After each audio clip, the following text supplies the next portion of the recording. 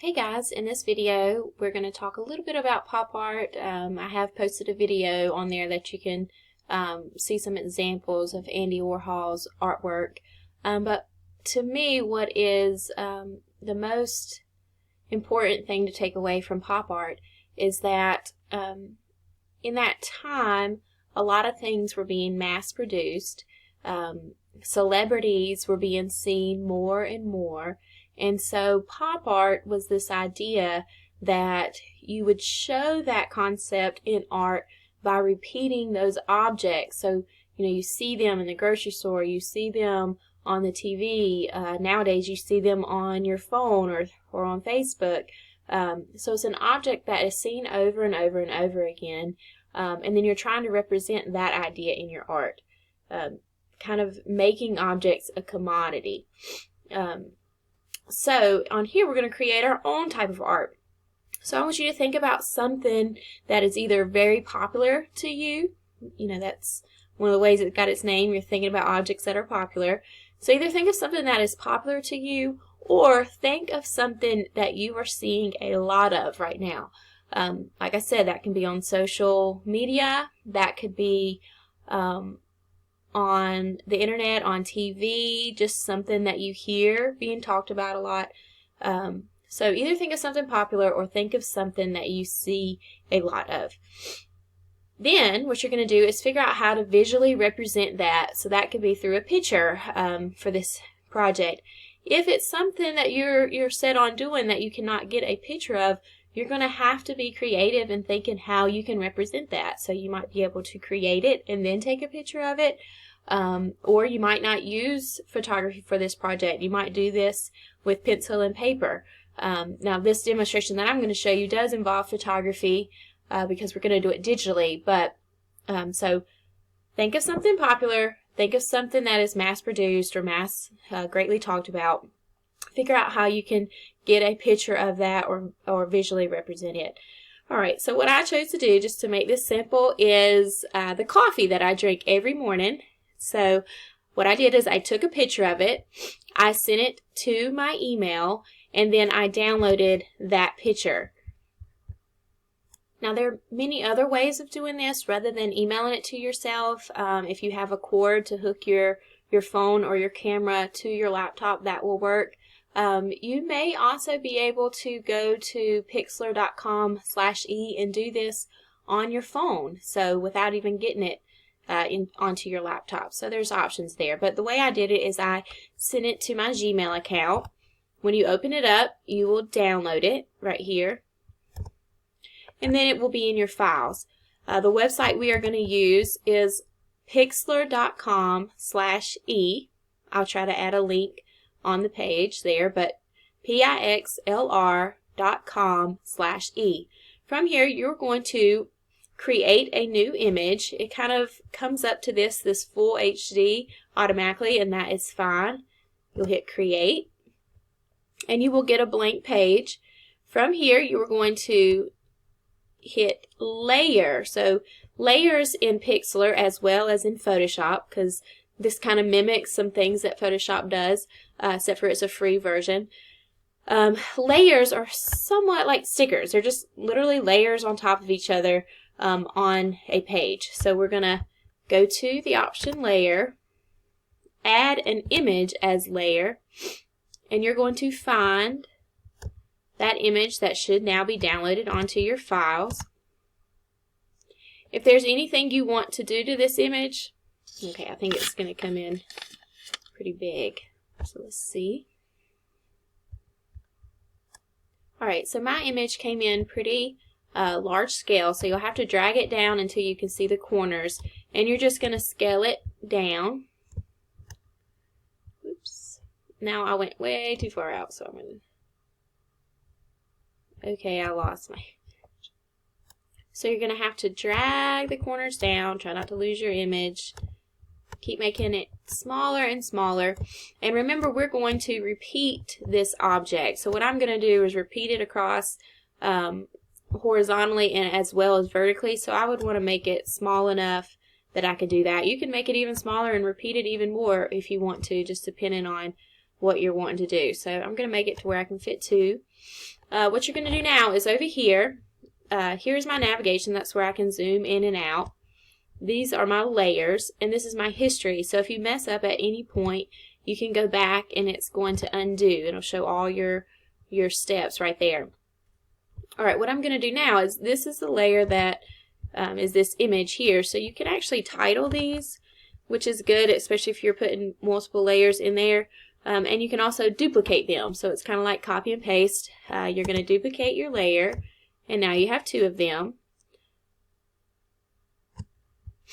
And you're just going to continue those same steps over and over, duplicating your layers and lining these up the way you want them to look. Now, to save some time, I've already done this over here. And continue doing this, duplicating my layers.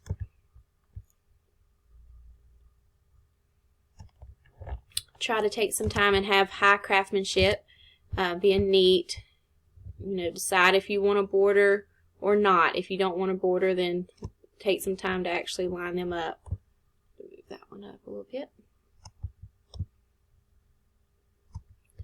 Alright, and just continue duplicating until you have the composition, meaning how you put objects on your page, that you want. So think about how you want it to look and then plan accordingly. So I have them lined up.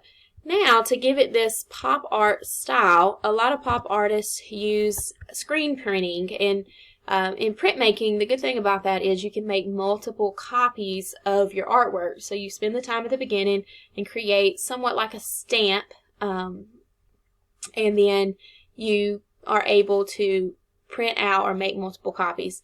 So that gives it a different kind of look, especially for the time that it was created. So we're going to go to Adjustments and Posterize. And when you go to posterize something, it gives it, like I said, this pop art kind of feel. You can pick any of these really. However, I would try to keep it under a 7, just because it'll give it more of that pop art feel. You can actually do this beforehand, so that before you make all those different duplicates, that way each one is already posterized and you don't have to go through and do each one. But I got a little ahead of myself. So then you would just click on each one, Adjustments, Posterize. Remember what number you set it at so that you can make them the same. Okay, I kind of skipped ahead just to save time. And you're just posterizing each of those. Okay, so from here what you're going to do is go and play around a little bit with color. A lot of times in pop art they would do things all the same color, and you could leave it like this, the original, if you like it like that, or you can go around and play with the color. If you want to file and save and maybe title this one Original Color, and then that way if you don't like it as well with the other colors, you still have the original version. So you're going to go here, click on the one you're going to work on first, hit Adjustments, Color Balance, and you're going to be able to change the colors. You can do the highlights versus the midtones, and just, you know, you're literally just playing around. It's not a right or wrong. Whatever you like is great. So you'll just, when you get it how you want it, then you can go here, Adjustments, Color Balance, and do the same for each. You can remember the numbers, write them down, and have them all the same there if you know, I mean, have it do a pattern, you know, where you have one blue, one green, one blue, one green. Or you can have them all completely different. That is, again, totally up to you also. Alright, so you'll go through and change those out, each one. So everything I did to those two was under color balance, but you can also use this hue and saturation, and there's an option to colorize it, and that actually turns it all one solid color. So again, really just depends on which effect you like the best. That's under hue and saturation and colorize, and that completely changes everything there. Alright, so you've got the color there. These are a lot of good art words, so if you wanted to take notes, I'll try to attach the definition of some of these words we're using. But the saturation of a color is the brightness or the dullness of a color. So you can go in there and make it a duller color or a brighter color.